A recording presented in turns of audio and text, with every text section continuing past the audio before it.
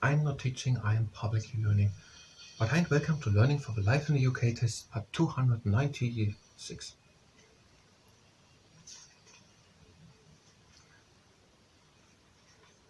The opposition. While doing a bit ground yoga, and if you participate in the ground yoga, it's at your risk. The opposition. The second largest party in the House of Commons is called the opposition. So for the one party, many people have voted, and for the other one, not so many people. The party which had the many votes and won the election, the most votes, when the leader of them becomes the prime minister, and the party which had not so many votes becomes the opposition.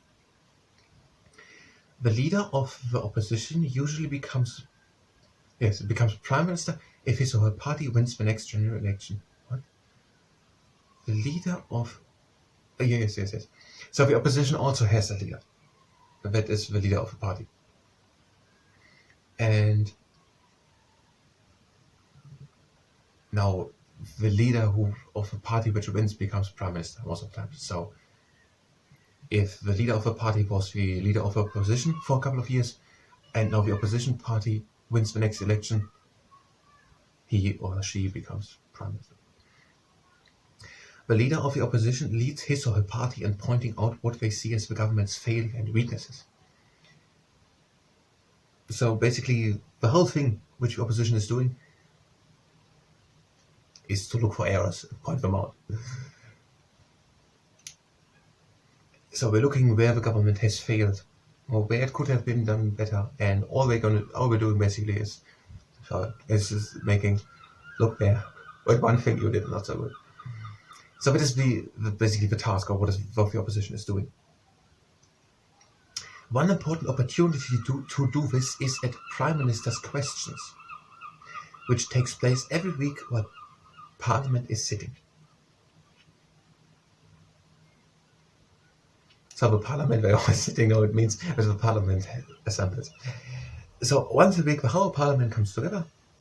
Now when the Parliament is sitting, not the whole Parliament comes, but oftentimes not all people are there. So the Parliament once a week meets, and some people are there, but the Prime Minister is there. And now the Prime Minister has Prime Minister's Question. That is one thing. Once a week we have to come there. So on a Wednesday at 10 o'clock, the Prime Minister has to go there, and because there's his appointment, Prime Minister's Questions. And in that hour or something, the opposition is asking all the time, look at that one thing, you could have done that better. And the leader of the opposition also appoints senior opposition MPs to be shadow ministers. They form a shadow cabinet, and their role is to challenge the government, put forward alternative policies.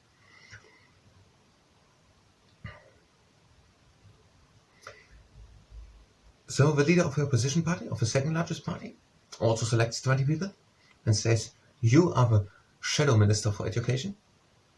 You have nothing to say in education, but you pretend to do so, and you think the whole week about what you have done.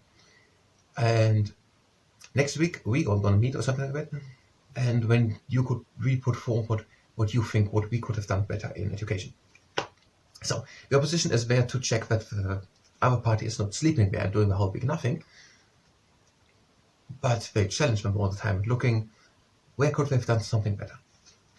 And the shadow minister is appointed. So the leader of the opposition looks for 20 people and says, you pretend now to be the Minister for Defense. And the whole week you just think about what's going on in the world and what you have done now in the position if you would be the Defense Minister. And then next week, when we're having that Prime Minister's Question, we're going to say to the Prime Minister, your Defense Minister has put 10 tanks north. My shadow minister says putting 10 tanks south would have been better. Why did you do so? And then the Prime Minister answers the question and explains. And that way, there are basically two opinions in the Parliament. And there's a little concurrence.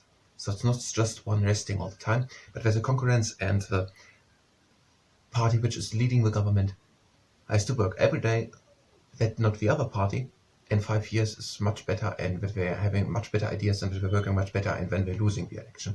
And we're not going to be the leading party the next time. Now, if you were here just for the opposition and you want to come back to the party system, then you can go directly to the next part. Otherwise, you can, at your own risk, participate in the dog around you. We are in the seated position, and we're breathing in. And we're breathing out in the hollow window back. And we lean back. And breathe again in, come into the middle. And breathe out in front and out the chest to the sky. And again in.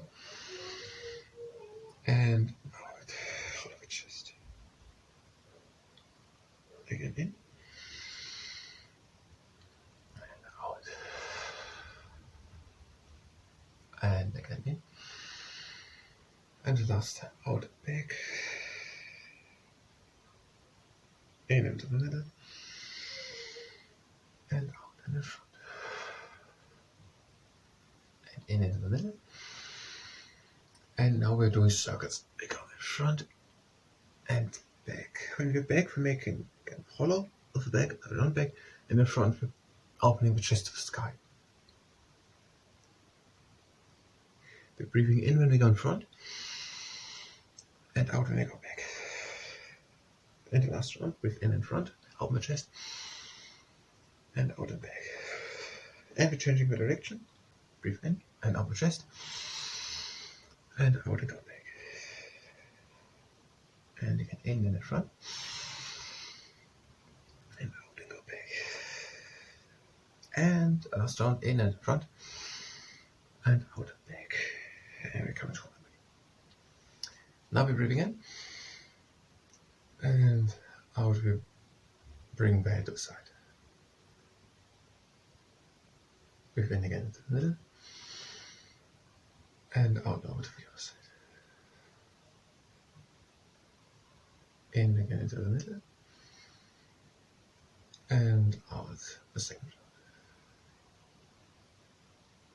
round. In into the middle.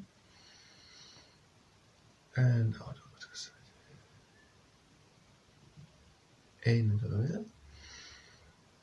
And we're going to the tabletop. Hands underneath the shoulders, knees underneath the hips. Putting one hand in the middle, and we bring the other through, and we're lying down, and we're just like it.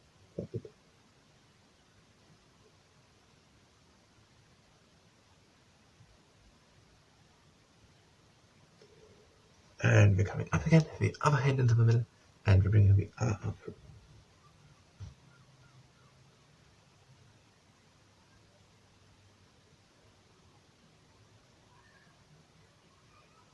And again. Now we're going to the downward facing dog.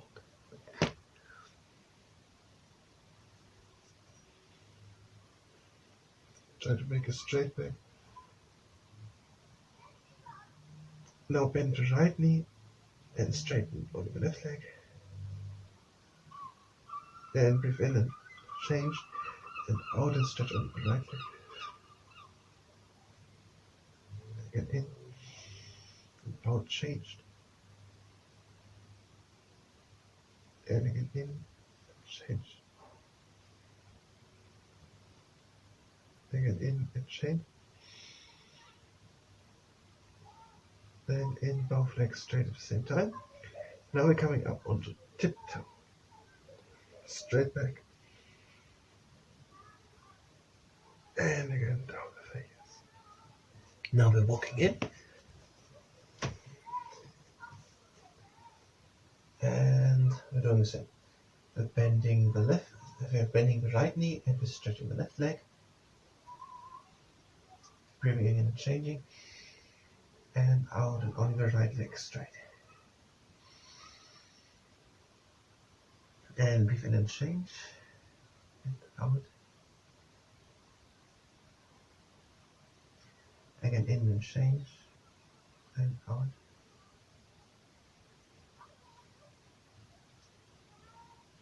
And in and out, both legs straight at the same time.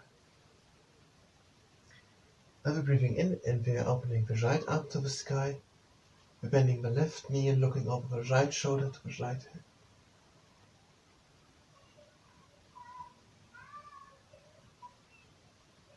And we're breathing in, bring the arm again in. And out and down, both legs straight. And over the other arm. We're opening the left arm to the sky, we're bending the right knee, and we're looking over the left shoulder to the left hand.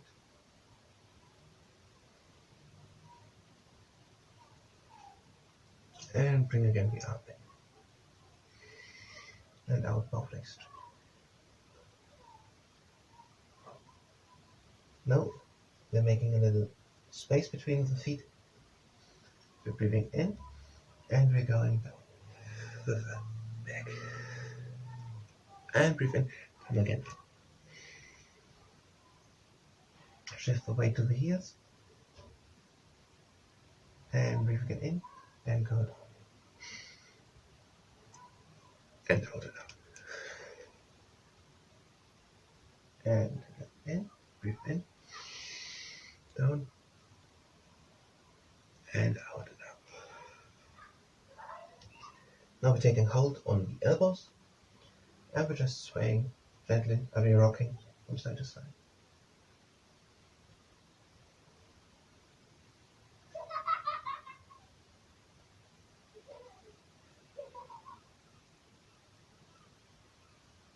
And we're bringing the hands again down.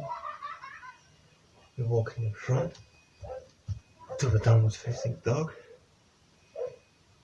And we're going down into tabletop and into child's pose. And that's it. If you want, you can stay in child's pose. A bit louder. Let's look. Do we have anything else? The painters were something a bit, but it was a bit complex. Because we had no paintings, we had here just one year, the history of painting, and we didn't even have a name for the one in Denham. So, the origin of painting, David Allen, that is the only title. So all we're learning is basically a bunch of names. And then the occupation, which is basically being artist and painter. And really for biographies or the meaning for painting, that's not enough. On the other hand, imagine we would have to learn the whole influence on painting, which we did. So, Thomas Gainsborough, he did paintings in the countryside, portraits in the countryside. And David Allen, he made the origin of painting. Joseph Turner, he raised the profile of landscape painting. Was an influential landscape painter in the modern style. They wouldn't have listed them if they wouldn't have been influential. John Constable, he made the Dedham Bay between Suffolk and Essex, a landscape portrait. We don't know it, but probably. The Pre-Raphaelites. Sir John Millais, Dante Gabriel Rossetti, Holman Hunt. It's actually Holman Hunt. Holman Hunt. With someone with a similar name. And then Sir John Lavery, he painted the royal family. So the royal family was painted by Sir John Lavery once or twice. Something like that. Other people have also painted the royal family. Henry Moore, he did sculptures. Also bronze, which are abstract. What does it mean? John Petts, he made stained glass and engravings. Engravings. I just read it. I don't know it. John Petts, engravings and stained glass. And Lucian Freud, but I wouldn't be able to list them all, would I? Lucian Freud, he made portraits. And David Hockney, he was an important contributor to the pop art movement. David Hockney, pop art movement. Are we going to ask who was important for the pop art movement in the 1960s? David Hockney?